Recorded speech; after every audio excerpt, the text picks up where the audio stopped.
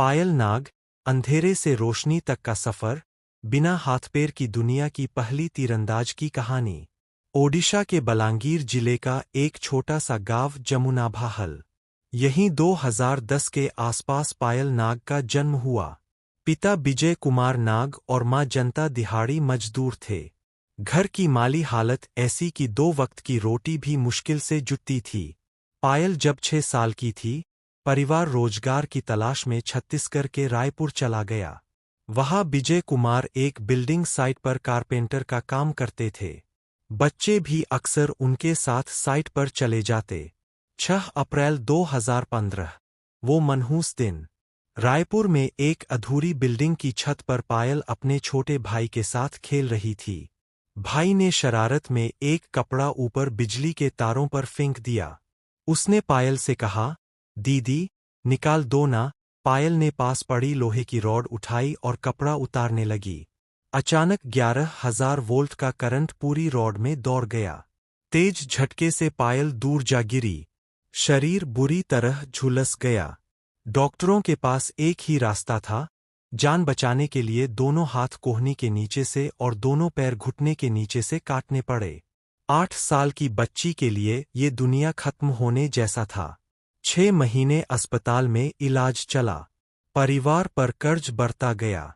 अनाथालय में नया जीवन। हादसे के बाद पायल की दादी ही उसका सहारा थीं। पर 2018 में दादी भी चल बसीं।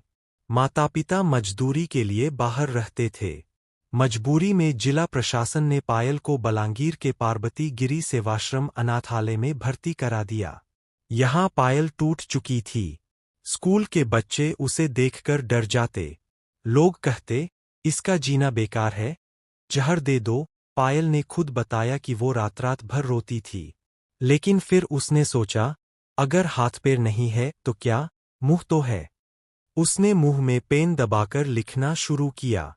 धीरे धीरे पेंटिंग बनाने लगी। प्रकृति, देवी देवताओं की तस्वीरें बनाती। उसकी बनाई पेंटिंग सोशल मीडिया पर वायरल हो गई।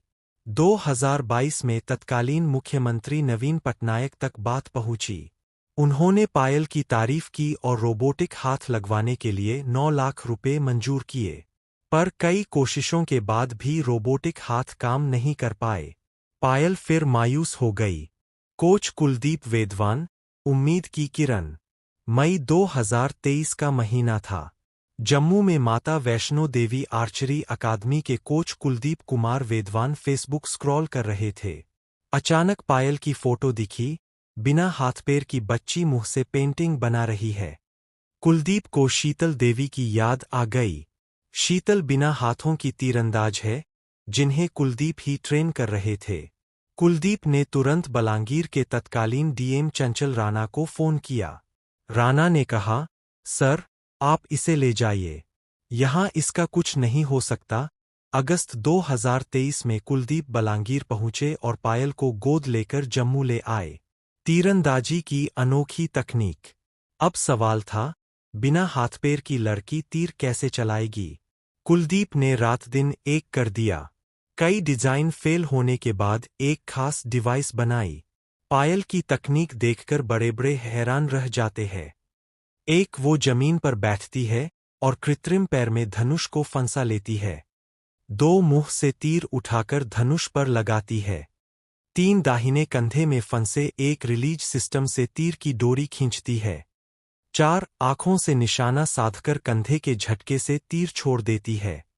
शुरुआत में तीर 5 मीटर भी नहीं जाता था। हाथ में छाले पड़ जाते।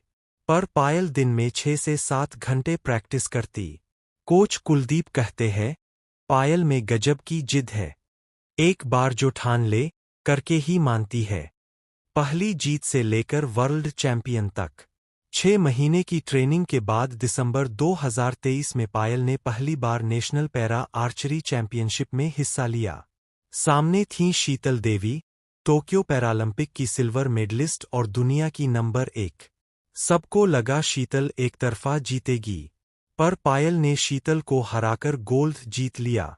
पूरे स्टेडियम में सन्नाटा था। इसके बाद पायल रुकी नहीं। जनवरी 2025, जयपुर पैरा नेशनल गेम्स फिर शीतल देवी को फाइनल में हराया। Odisha Puri national ranking tournament पहली बार सामान्य तीरंदाजों के बीच खेली। बिना विकलांगता वाले 64 आर्चर्स में 8वां स्थान हासिल किया।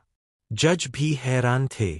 अप्रैल 2026 Bangkok world archery para series ये पायल का सिर्फ दूसरा अंतर्राष्ट्रीय टूर्नामेंट था। फाइनल में फिर शीतल देवी सामने। पायल ने 139 से 136 से हराकर गोल्ड जीता। भारत ने इस टूर्नामेंट में 7 गोल्ड समेत 16 मेडल जीते।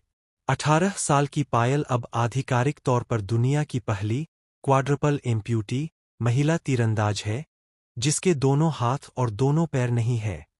वर्ल्ड आर्चरी ने भी उसे मान्यता दे दी है। आज पायल कटरा की अकादमी में रहती है। सुबह 5 बजे उठकर 3 घंटे प्रैक्टिस, फिर पढ़ाई, शाम को फिर 3 घंटे प्रैक्टिस। वो 12वीं पास कर चुकी है और आगे ग्रेजुएशन करना चाहती है। पायल कहती है, जब करंट लगा था तो लगा सब खत्म।